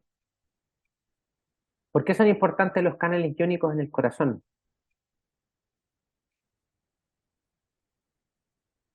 Porque determinan la contractibilidad de los cardiomiocitos. Claro, y más que eso, el potencial de acción, ¿cierto? La célula, acuérdense que la célula primero genera un potencial de acción y eso determina la contracción, ¿cierto? Ya, entonces esto lo podemos llevar a una fórmula. Tampoco la idea es que se aprendan la fórmula, pero probablemente la vieron en sus clases de fisiología, lo que se llama la ley de Fick. ¿Se acuerdan lo que era la ley de Fick? Que esto lo llevamos a este concepto de concentración inicial, lo llevamos a una fórmula, donde nosotros decimos que el flujo, ¿cierto? En este caso la difusión a través de una membrana, de una concentración A una concentración B, asumamos que la concentración A es más alta que B, es directamente proporcional al gradiente, ¿ya? Bueno, ya ahí dice el signo negativo, eso depende de qué es opuesta, pero asumamos que estamos hablando de una concentración a favor de gradiente. Entonces, en ese caso, esto va a depender de qué? De la diferencia de concentración y también de, como dice ahí, el X, ¿cierto? Que es la distancia o posición, ¿ya? Que sería acá. Entonces, ¿y qué será la distancia o posición en la ley de Fick si lo llevamos al proceso de absorción? ¿Qué va a ser la D biológicamente?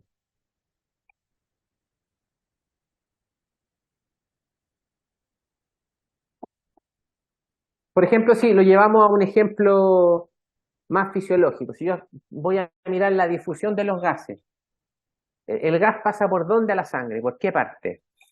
Por el alvéolo, ¿cierto? Entonces, ¿será lo mismo que el alvéolo esté vacío a que el alvéolo esté ocupado de exudado, una neumonía, o que tenga, no sé, pues, un contenido fibroso? ¿La difusión va a ser la misma? Se altera la difusión, ¿cierto? Esto es igual, lo mismo, ¿cierto? Entonces, la conformación de la membrana también es importante para el proceso de difusión, ¿no? Pensando en que puedo tener, por ejemplo, la misma diferencia de concentración, ¿ya? ¿Se entiende esto, no? ¿Se entiende la dependencia,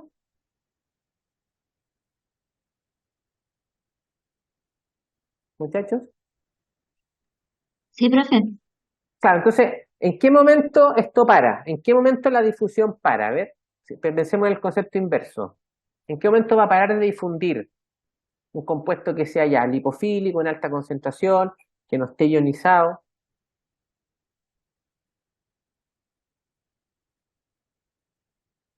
¿En qué momento deja de difundir?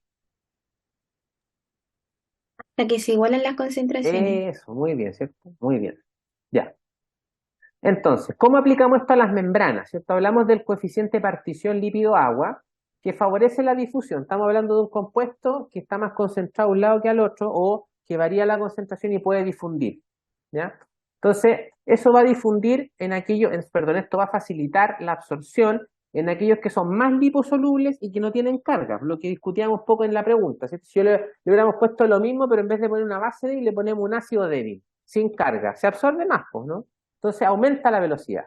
Entonces tenemos una forma de evaluar eso que es el coeficiente lípido-agua, que es tenemos dos fases. Entonces, ¿han visto cuando uno, cierto, pone el aceite en agua? ¿Qué es lo que pasa?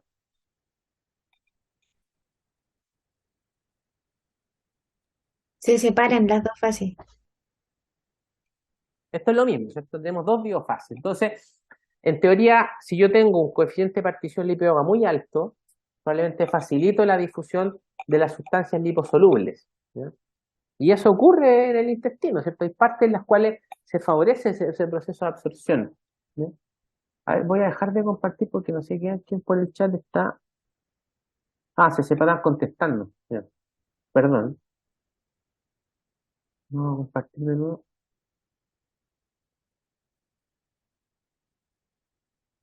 Ya. Ya se ve, ¿cierto? ¿Sí? Sí, profe. Ya. La idea es que si van a contestar, contesten en vuelta, porque yo no puedo ver tengo la pantalla completa, entonces no, como tengo problemas de presbicia, ya estoy un poquito avanzado en edad, entonces como que las letras chicas no las veo, entonces para hacer la presentación la veo en pantalla completa. Ya. Entonces, tenemos fármacos liposolubles, aquellos sin carga, y fármacos hidrosolubles con carga. Entonces, si yo quiero, por ejemplo, hacer una formulación en la cual un compuesto hidrosoluble quiero que atraviese la membrana, ¿qué debiera hacer con ese fármaco? ¿Cómo debiera modificar sus propiedades para permitir que se absorba?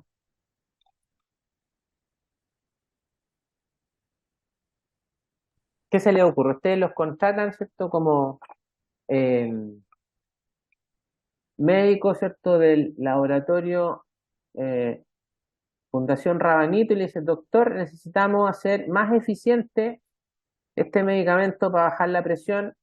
Entonces, queremos que usted nos indique qué debiéramos hacer. Tenemos esta sustancia que baja la presión, pero es hidrosoluble. Entonces, ¿cómo podemos hacer para que se absorba? Pensando que usted tuvo farmacología, ¿cierto? Tuvo una excelente nota. ¿Cómo se le ocurre que uno pudiera hacer para mejorar la absorción o el perfil de absorción, como hablamos del perfil farmacéutico? ¿Qué se les ocurre con esa sustancia hidrosoluble? ¿La podemos transformar en liposoluble? En su estructura química puede ser, es más complejo, pero ¿qué cosa yo podría añadirle en su superficie para que se absorba? ¿Podría añadirle compuestos lipídicos? Eso, por cierto, eso, ¿se acuerdan cómo se llamaba eso? Tiene un nombre eso. Esterificación. Claro, Algo. o lo que se puede hacer, digamos, hacer compuestos micelares, esto, las micelas, ¿cierto? ¿Se acuerdan que eran las micelas? Probablemente en bioquímica las vieron, ¿cierto? Que son estos compuestos los cuales permiten la absorción, ¿cierto? De compuestos que tienen núcleo hidrosoluble, yo les puedo agregar en su superficie moléculas liposolubles para que se absorban. Entonces, por eso es importante entender estos conceptos, ¿ya? Aquí tenemos un ejemplo donde tenemos en los dos compartimientos, si se fijan, es la misma diferencia de concentración. En A, concentración de fármaco, en B, concentración de fármaco en el eje Y. Y en el eje X tenemos compartimiento extracelular, membrana intracelular, o sea, que pase al intracelular. Entonces, si ustedes se fijan, tenemos liposolubilidad elevada, o sea, muy lipofílico, y abajo, perdón, reducida. La diferencia de concentración es la misma. Pero si ustedes se fijan, el delta para la pendiente de absorción es mucho más cuando tengo más liposolubilidad. ¿Se fijan que la pendiente es mayor? Entonces, si tengo dos fármacos con igual concentración, vamos a un ejercicio, y yo quiero aumentar la absorción y no puedo aumentar la concentración, pues, porque ya no puedo, si yo aumento la concentración, por ejemplo, puedo llegar a un efecto tóxico. ¿Qué es lo que hago? Puedo aumentar la liposolubilidad, pues, ¿se entiende? Que ahí yo estoy aplicando el concepto de absorción, ¿sí? ¿Se entendió eso, no? Sí, profe. Ya.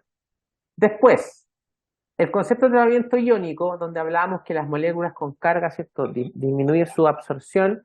Entonces, en un sistema biológico de compartimiento, los fármacos pueden ser ácidos o bases débiles, ¿ya? Entonces, en general, ¿cierto?, los fármacos no ionizados, ¿cierto?, como fue la pregunta, atraviesan membranas por difusión y sus principios, lo que estamos hablando, diferencia de concentración, tamaño, flujo sanguíneo, temperatura.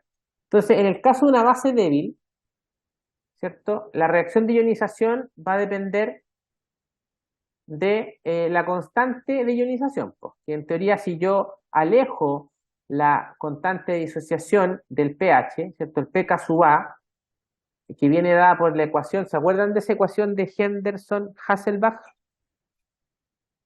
¿A qué se aplicaba eso? Esto lo vamos a discutir también en un par de preguntas del taller, pero es importante que entiendan el concepto. ¿Se acuerdan a qué se refería la ecuación?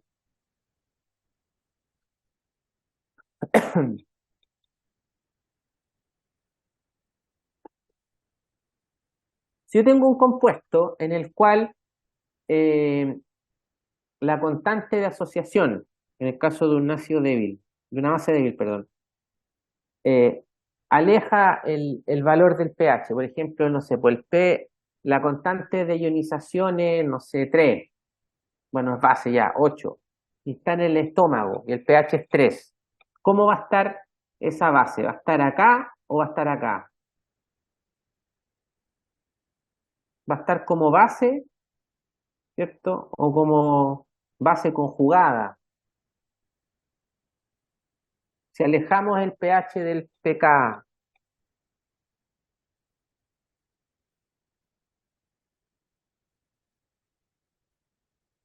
bueno, hay un ejemplo acá, pero alguien que dé su opinión,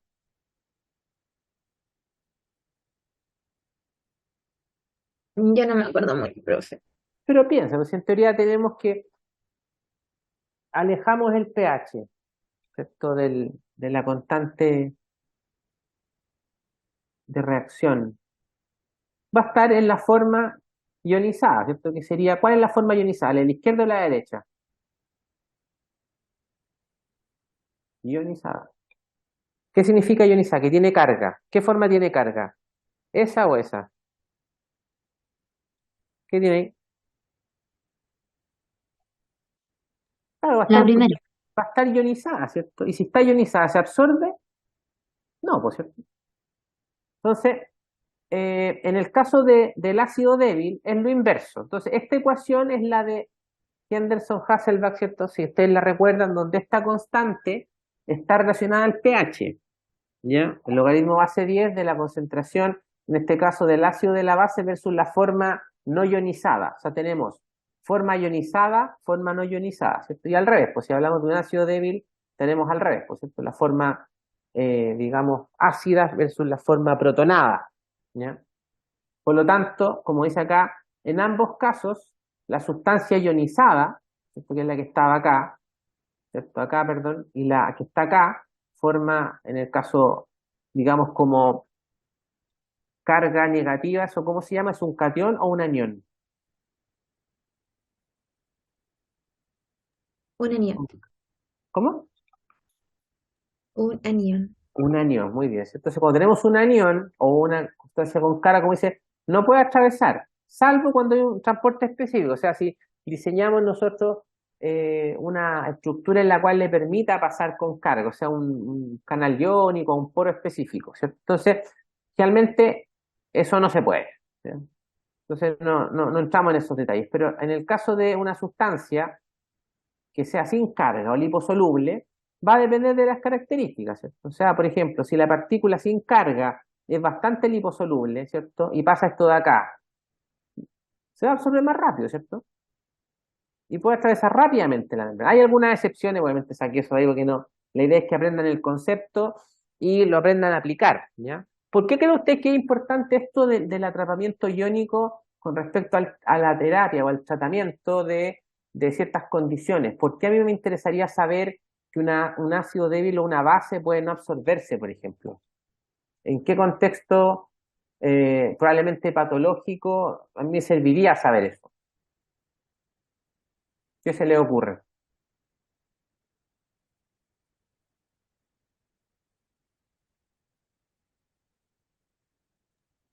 Podría ser en una intoxicación con aspirina. Muy bien, ¿cierto? ¿Y por qué? ¿Quién está hablando ahí? Por, yo, Nicolás. Nicolás, ya. Mm. Diga Nicolás, ¿por qué? Porque, bueno, considerando que la aspirina es un compuesto ácido, lo ¿Ya? que yo quiero es que no se absorba. Entonces yo puedo, en este caso, no sé si sería la palabra correcta, alcalinizar al paciente para que no se absorba más de ese Claro, compuesto. claro.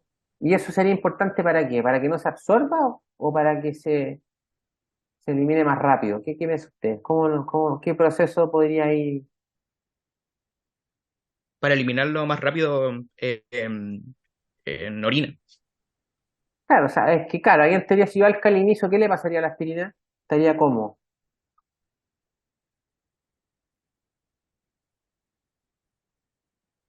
¿estaría protonada o no protonada? Está bien, pero para que aplique el concepto. Es protonada. Claro, y si protonada se absorbe, no, pues cierto, entonces se puede eliminar. No. Puede ser, ¿cierto? Claro, ¿ya? Muy bien. Entonces acá tenemos un ejemplo, ¿cierto? Como hablamos de la aspirina, para que usted sepa, estábamos, bueno, igual tenían el PPT, así que para adelante lo podían haber visto, pero tenemos comparaciones. O sea, si tenemos un ácido débil y una base débil, la petidina, ¿sabe lo que es la petidina?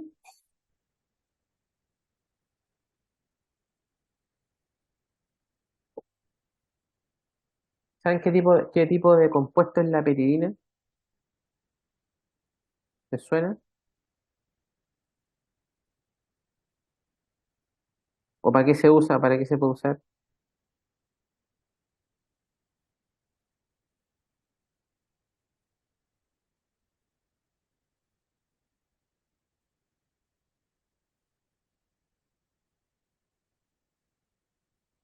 ¿O cómo actúa la petidina?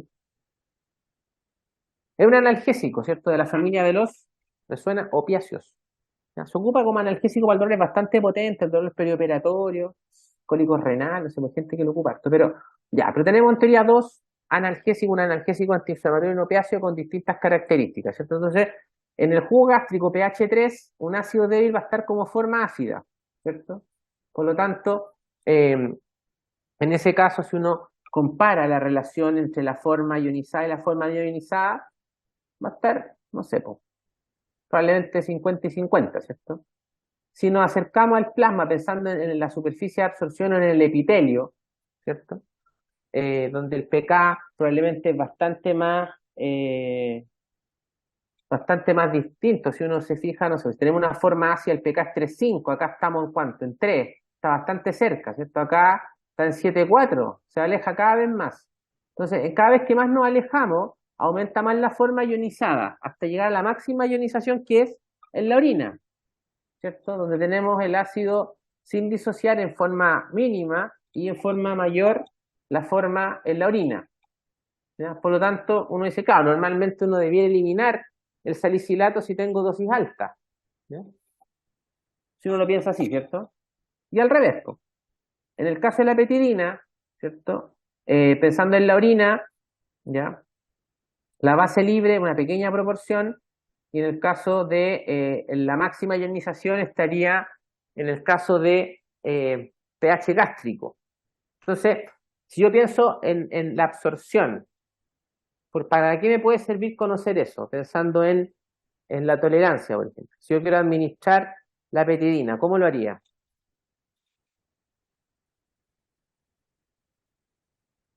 Asumiendo que la forma con carga no va a tener su efecto. Si yo quiero antagonizar, por ejemplo, un receptor, tener un efecto específico de inhibición, no me sirve la molécula con carga, ¿cierto?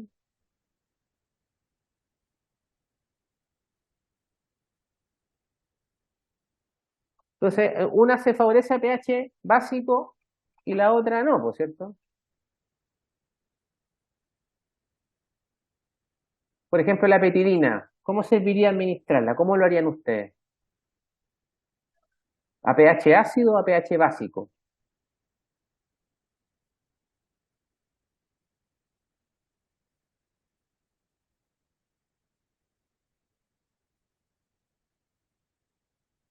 Entonces, ¿la administramos directamente al estómago? ¿Cómo lo hacemos?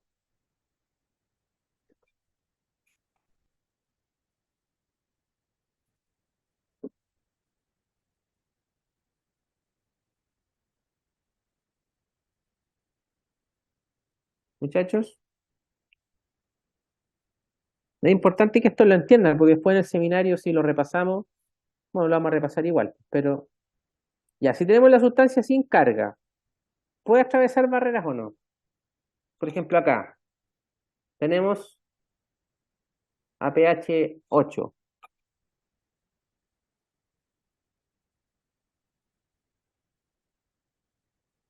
La sustancia sin carga puede atravesar todas las barreras, ¿cierto?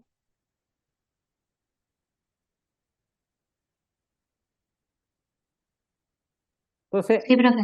ya, pues entonces lo Profe, importante es, yo ¿sí? me Dígame. perdí un poco, no sé si podría explicar de nuevo el tema, porque por ejemplo en la aspirina, que Sí. tendría un pK de 3,5 y estaría abajo, pero los que estaría abajo serían como iguales, ¿cierto? O sea, como No, pues, o sea, es que si es un ácido y está como forma ácida, ¿cierto? El pK está cercano al pH, si ustedes se fijan, tiene un pH de 3 y un pK de 3,5, ¿cierto? Entonces va a estar como forma ácida, ¿ya? Por lo tanto, si quiero tener un efecto farmacológico que se una a su receptor o inhiba las COX, ese efecto lo va a ejercer en ese contexto, ¿cierto? Va a favorecer su efecto farmacológico, ¿cierto? Entonces, si en ese contexto yo subo la concentración, por ejemplo, no sé, pues doy una dosis alta de aspirina, ¿dónde se va a absorber más? ¿A nivel gástrico o a nivel de la orina o a nivel, no sé, urinario me refiero en el túbulo renal? ¿Dónde se irá a absorber si yo subo la concentración? Esto. ¿Dónde en teoría se debiera absorber más? ¿Acá o acá? en los jugos gástricos. Claro, sí, porque tengo, la proporción es casi igual. ¿Se fijan o no? Entonces, el porcentaje de ionización, ¿cierto? Es mínimo. Por lo tanto, tengo la forma ácida o la forma sin carga acá. Por lo tanto, aquí la absorción es más alta. Entonces, eso explica que en el caso de un ácido débil, ¿cierto? El porcentaje de ionización es mínimo, ¿cierto? A pH ácido, por lo tanto está como forma ácida sin carga, no ionizada y se absorbe más, ¿cierto? Por lo tanto, su efecto farmacológico debiera ser mayor. Entonces, si yo aumento la concentración a nivel gástrico y doy una alta dosis de aspirina, ¿qué va a pasar? Puede difundir más, ¿cierto? En la mucosa gástrica. Por lo tanto, su efecto tóxico o su efecto gastrolesivo puede ser mayor. Entonces, ¿dónde se va a hacer la úlcera de ese paciente? ¿En el estómago o en el duodeno? Acá en el estómago y acá es en la orina, asumimos que es el pH duodenal. ¿Dónde se va a hacer el efecto, pensando en el efecto gastrolesivo? En el estómago. En el estómago, ¿cierto? Y acá al revés, pues, es lo mismo, ¿cierto? Entonces, por ejemplo, pensemos aquí hablamos de efecto farmacológico, efecto tóxico, pensémoslo al revés. Este paciente tiene, no sé, le pasamos 10 ampollas de petidina, tiene una alta concentración de petidina en su plasma y está con depresión respiratoria, con constipación, todas las reacciones adversas de los opiáceos, ¿cierto? Entonces yo digo, ¿en qué contexto de estos yo puedo hacer que la petidina se absorba menos, por ejemplo? Entonces yo hago que la elimine más, como decía un compañero en la diapositiva anterior. ¿A pH ácido o a pH, perdón, a pH básico o a pH ácido? Ácido. Ácido. Entonces, si yo de alguna forma, por ejemplo, acidifico la orina, puedo hacer que se elimine más, po, y ahí prevenir o atenuar los efectos de una intoxicación. ¿Se entiende, no? Entonces ahí estoy aplicando el concepto de dos puntos de vista, po. En cuando yo aumento la absorción o el efecto, o cuando yo aumento la eliminación. ¿Se entiende ahí? Sí, profe, me quedó súper claro. Gracias. Ya, digamos. Entonces, existen Profe, dos grupos, ¿sí? Sí, sí. la clase ya está a las 8:15 y son las 8:20. Ya, estamos terminando entonces, ¿ya? Avisa porque quizás Ujú. muchos tienen que hacer cosas y yo tenía un compromiso en un ratito más. Ya. Ya no sé si quieren, a ver, dejen cuánto me queda, si me quedan algunos. Pero si quieren, podemos terminar acá y el resto lo podemos revisar en el seminario, como quieran, para no atrasarnos. Si el otro era parte del seminario igual. Les dejamos las diapositivas si quieren y el resto lo vemos. ¿Se paró la grabación? Vamos a pausar la grabación. Recording stopped. Y el resto lo vemos que era más que nada de. Y ya está el resumen. El tratamiento iónico era lo último. El resto lo vemos en el taller, ¿ya? Ya, profe, muchas De los gracias. métodos de transporte. ¿Ya? Entonces, tienen la clase, bueno, la voy a transformar la grabación en Zoom y se las envío, ¿ya?